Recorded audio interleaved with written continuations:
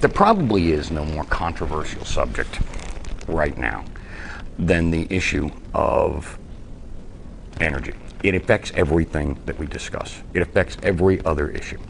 And one of the things that I find when I go out and do these talks, I will often ask people I'm speaking to, I'll say, can you describe to me what fracking is? It's become a very hot word. It's become a very controversial word. And usually somebody in that conversation has read enough to be able to explain to me what they think it is.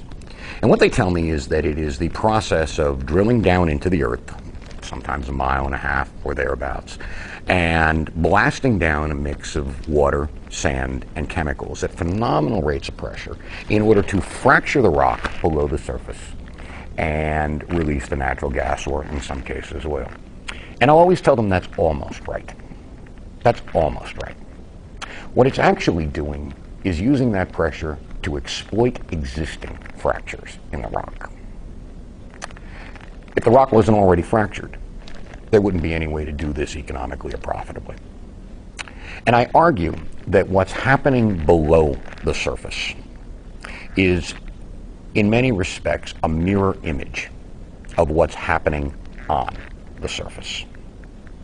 What's happening on the surface in this debate is that people with agendas that often have very little to do with the issue of fracking itself, on both sides of the issue, are pouring tremendous resources into these already wounded communities and exacerbating fractures in these places that have existed for decades.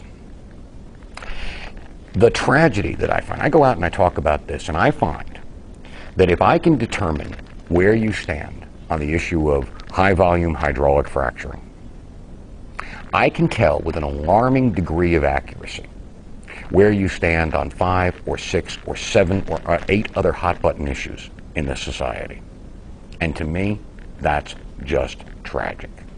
So if I have one mission in all of these talks that I give, it's to move it beyond that point. I think it's absolutely crucial that these issues be tackled across discipline.